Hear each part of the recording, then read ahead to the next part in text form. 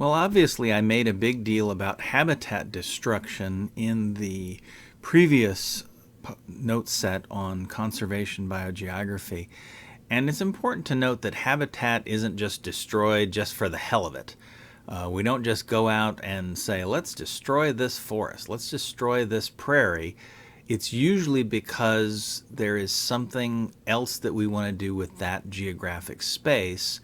And there's a lot of things that interplay with it. And so as a good example of this, I wanted to talk to you about palm oil, something that some of you know about, some of you don't know about.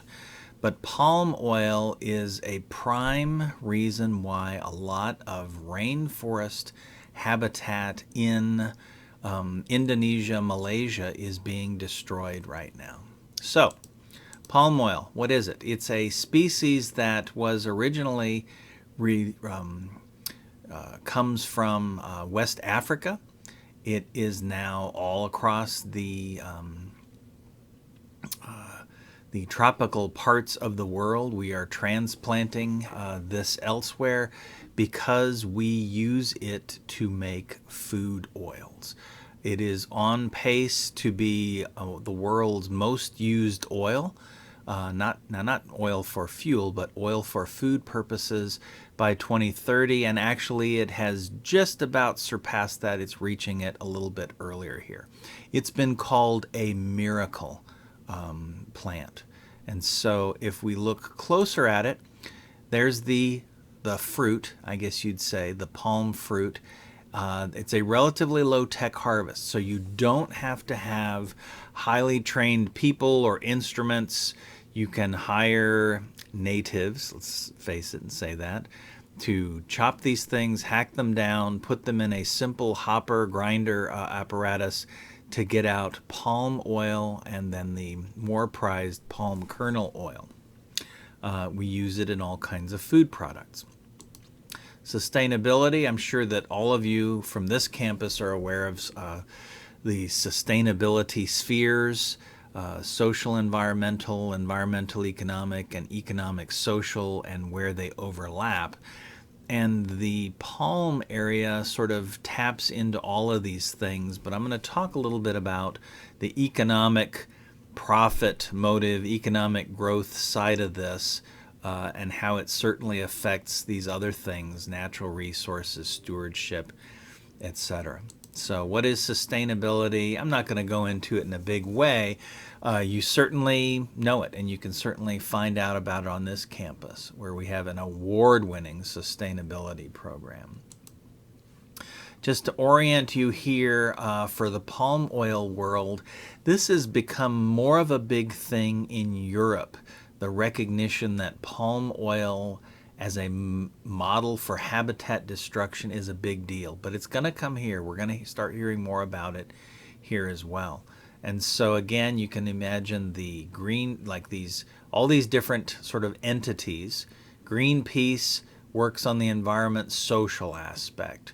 The Round Table on Sustainable Palm Oil, well, they want to mine it out. They want to use it. And then the Malaysian Palm Oil Consortium, well, they're concerned about the effects for people.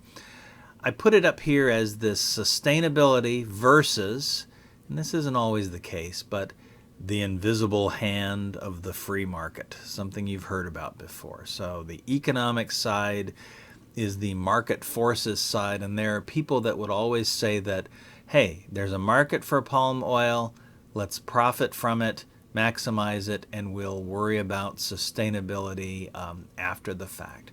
The fact is that the invisible hand is not so invisible after all, just a couple of cartoons to poke fun at this a little bit. But there's all kinds of things that government entities have set up and done as far as lending, giving money, giving tax breaks, etc. to organizations that actively set up palm oil agricultural sites that other aspects of the economy do not get. Anyway, look at the sources of production now.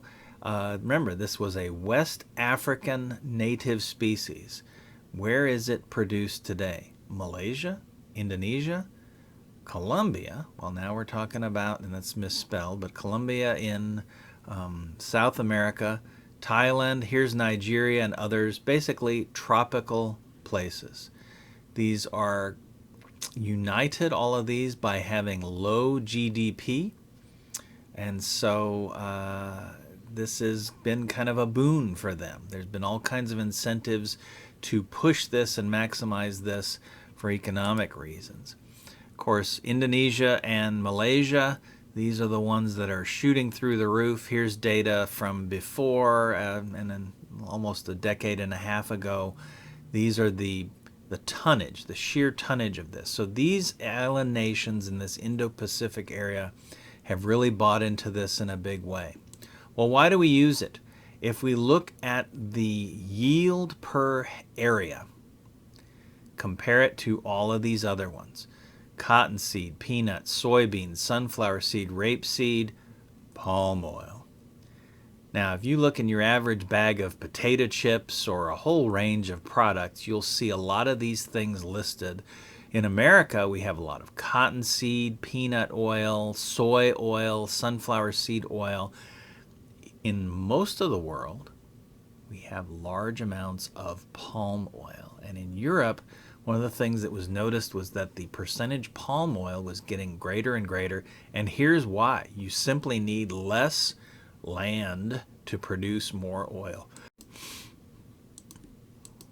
How much land are we talking about? Again, quite a bit. So if we look at this, the total production in millions of tons, soybean oil is still the largest, both as far as sheer sort of volume and then percentage of total. The average oil yield, though, in tons per hectare per year,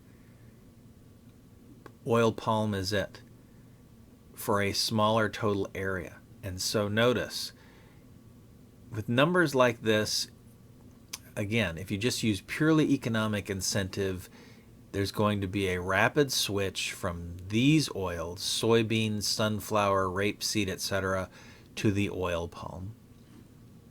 How do we use it? Well, again, here's one sliced. You can see the central area here. It's processed, it's squeezed, it's pressed. You can buy it like this as pure palm oil, but you typically don't find it like this. You don't find a gallon of oil that you fry your fish in or whatever. It's used more in food processing. It's invisible. And where is it? It's everywhere. I dare say that it's probably in many, many products that you use because it's become part of industrial food processing here. Now, early on, it was emphasized that, ooh, this is an oil that's high in nutrients. It's good for you, till they realized the high percentage saturated fats. Notice this is a higher percentage saturated fat than lard or beef fat or a lot of things here. So it's not as good this way. And so that has been tempered down, and now the food conglomerates spin it as, it's high in your omega-3 and trans fats, the so-called good fats, and they're trying to push it as part of an exotic diet. Okay. Still, though, there has been extreme public pressure to stop using it. McDonald's has stopped frying their fries in it. Now, we're talking Europe here. We haven't done it in a big way here.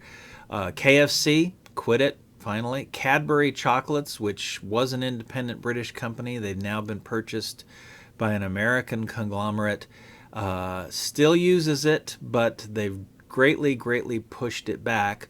Why? Why? If we don't know about it so much, why is this? Well, again, European environment social groups have sort of done more investigative work on this than others. All right. What you produce then is a monoculture. So you take places like Java, Borneo, these great Malaysian islands and Indonesian islands, and you literally remove the existing forest and plant these palm oil trees everywhere on here. You create a monoculture that, again, greatly reduces the biodiversity. If this was a native forest, initially there might have been hundreds of species here, and now you've got one plant anyway. This begins, though, with deforestation and removal of huge swaths of rainforest. Dreadful, dreadful upheaval here. And not just for the plants, we're not just talking the plants, endangered species, including one of the poster children. Remember, I've talked about certain species are tug at your heartstring species, and when we see things like this, the great ape, the orangutan, which lives there, and you see images of burned bodies as they deforest, or orphaned babies as their mama was killed during these things. This has been the big push to stop or limit the palm oil use around the world. What else does it do? Soil erosion. You remove the forest, the soils go. These are tropical laterites like you see here, and they're not particularly good for most agricultural purposes, and they are easily removed by soil erosion. It's not just plants and animals, there's people. So there are people that live there, both indigenous tribes, but also just regular settlements of people there that are getting displaced. The needs of the palm oil companies are outweighing their desires, and they are being forced to go, as this goes here. This is always pointed out as well. Yes, they're leaving, but they're moving to the cities, or they're getting jobs in these forest plantations, and so you are alleviating poverty. Are we getting better in that sense? So are we creating a situation where their lives are different? They're no longer in pristine forest, but they are leaving the world of poverty that they're in.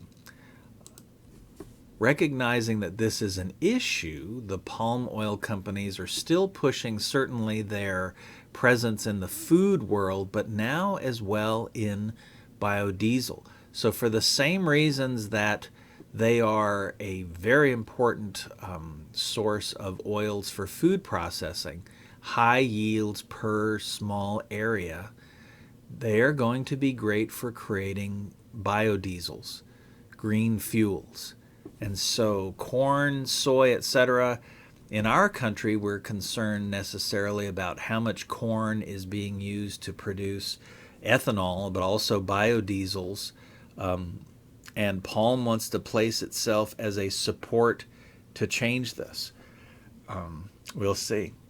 And of course, the oil business. The other oil business, the fossil fuel oil business, ExxonMobil, BP, Chevron, etc., is getting big into the investment in this world. So as we transition over to different sources of energy, these companies are saying, hey, we're in the commodities business. We know how to get things, process them, move them through pipelines.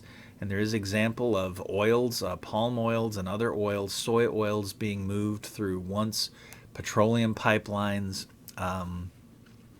It's interesting. So big money is coming into play in that sense as well. And then, of course, they're trying to market other process or other products in which this can be used. And so one thing is livestock feed. Perhaps. I don't know. All of these things interplay, and I wanted to give you this example to say it's not just that we're destroying habitat just to do it.